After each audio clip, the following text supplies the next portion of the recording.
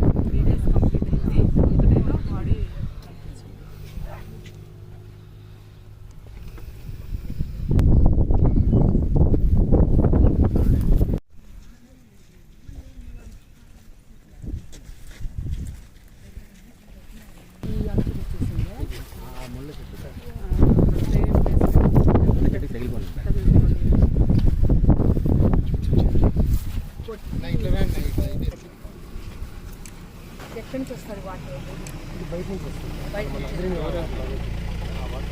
కానీ వేయడం మాత్రం ఇక్కడ వేసింటారు అంతే అదే ఫ్లోర్లో రాలేదు వాటర్ అట్లా అట్లా వస్తుంది 4 కిలోమీటర్లు ఉండేది ఇక్కడ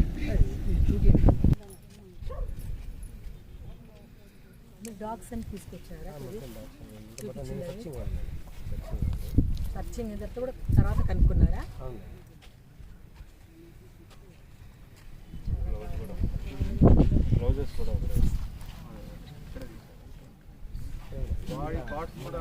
బాధాకరంగా ఉంది.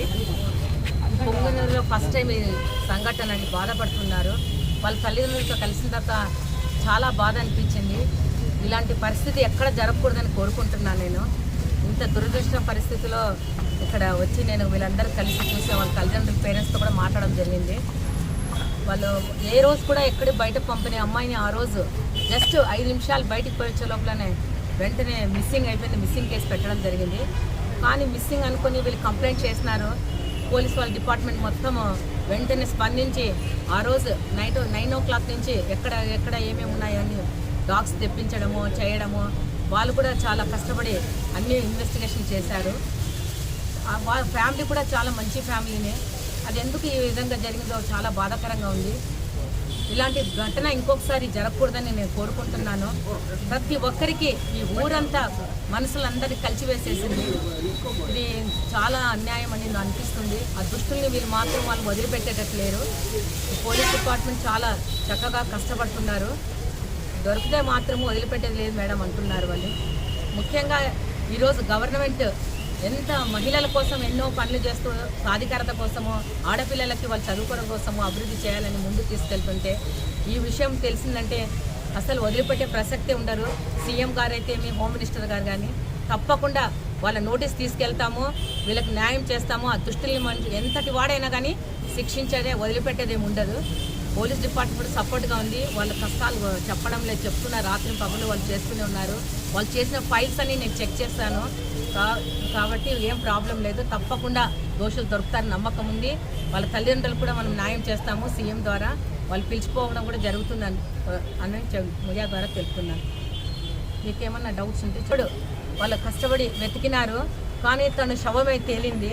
అప్పుడప్పుడు వెతికినా కూడా 3వ రోజు ఆ వాటర్ స్టోరేజ్ దగ్గర తీసుకుపోయి వేయడం జరిగింది. అక్కడ కూడా నేను పోయి చూశాను. ఎంత భయంకరమైన అడవిలో వాళ్ళకి ఎట్లా మనసు వచ్చిందేమో అనిపించి చాలా బాధేసింది. వీళ్ళేమో చాలా కష్టపడుతున్నారు, చూస్తున్నారు. వాళ్ళు టెన్షన్లో కూడా ఉన్నారు. ప్రతి ఒక్కరు ఎస్పీ దగ్గర నుంచి ప్రతి ఒక్కరు దీని మీద నిఘా పెట్టారు. తొందరలో దోషుల్ని పట్టేసుకుంటాము. వాళ్ళకు పక్కాగా మీరు చెప్పినట్లు శిక్షిస్తాం మేడం, వదిలిపెట్టేది ఉండదు. వాళ్ళ యాక్ట్ ఎలా ఉందో చేస్తామంటున్నారు. మీకు వాళ్ళ తల్లిదండ్రులకు మీరంతా ఊరోళ్ళంతా హామీ ఇవ్వండి. వాళ్ళకి తప్పకుండా పట్టుకుంటాము, శిక్షిస్తాము. గవర్నమెంట్ తప్పకుండా సపోర్ట్ ఉంది. హోమ్ మినిస్టర్ గారు అయితే సీఎం గారు కానీ ఒకవేళ లేదంటే వాళ్ళ తల్లిదండ్రులు కూడా పిలుచుకుపోతాను. వాళ్ళు బాధాకరంలో ఉన్నారు కాబట్టి నేను